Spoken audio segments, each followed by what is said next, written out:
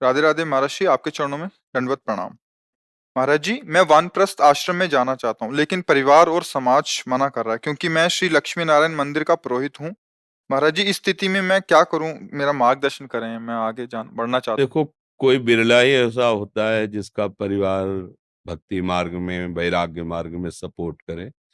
वैसे तो कोई भी ऐसा नहीं सहज में कह देता कि चले जाओ। पर अपने को ये देखना है, क्या आपके जीवन में ऐसी जिम्मेवारी है कि आपको पूर्ण करके ही आगे कदम बढ़ाना चाहिए। तो अपने कर्तव्य को भगवान की पूजा माननी चाहिए। बेटा है, बेटी है, पत्नी है, परिवार है, अगर इन कर्तव्यों में अधूरापन है तो आपको मेहनत करके अर्थ कमाना चाहिए और खूब नाम जप करते हुए अपने परिवार को भगवान की पूजा माननी चाहिए। वो वानप्रस्थ की तरफ जाने की बात तब सोचनी चाहिए जब सारे कार्य हमारे पूर्ण हो गए और हमारा जीवन बचा है, तो हम उसे कष्ट में व्यतीत करते हुए भगवत प्राप्ति करें।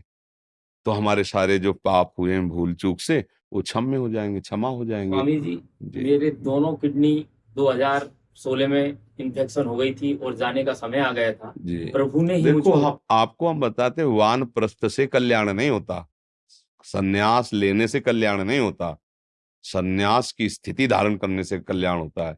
वानप्रस्थ की स्थिति, परिवार वानप्रस्थ के वेश धारण करने के लिए मना कर सकता है, लेकिन स्थिति को कौन मना कर सकता है?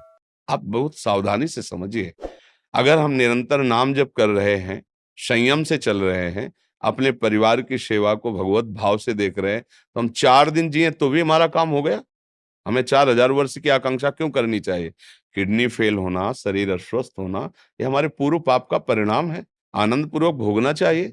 पाप करने में तो आनंद लिया ना, तो उसका भोग भी तो भोगो आनंद से, उसमें रोने की क्या बात है? नाम जप करो, राधा राधा राधा, और जितने दिन जियो राधा राधा कहते जियो। सामने जो परिवार वो भगवान का स्वरूप है, उसकी सेवा करना है, क्या परेशानी है? बात होती अंदर के राग का नाश हो गया, अब महलों में राखो चाहे झोपड़ी में वास दो। चक्रवर्ती सम्राट महाराजा धीराज अम्बरीश जी और वलकल की लंगोटी लगाने वाला महात्मा दुर्वासा, लेकिन जय किसकी हो रही है? अम्बरीश जी की। सुदर्शन चक्र त्रिभुवन में भगा के घुमा उस महातपस्वी भगवत स्वरूप दुर्वासा ऋषि को। ये हमें चरित्र केवल कथा नहीं है, ये हमें बता रहे हैं। अपने आप को प्रभु के हवाले कर दिया, और वो मुकुट धारण करवावे या जूता मरवावे, दोनों में हमें बराबर भाव रखना है।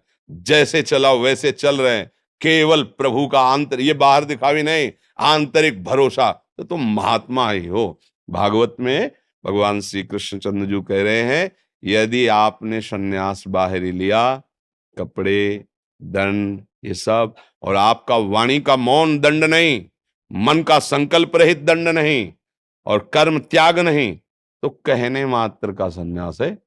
ऐसे ही हर उपासना, आप कहला रहे हो प्रभु की, लेकिन अंदर से आपको धन की प्रियता है, भोगों की प्रियता है, संसार की प्रियता है, तो भेष चाहे जो रखे हो, बात तो बननी नहीं है। बात बननी है अंदर की प्रियता से, और वो कोई दिखावा नहीं होता।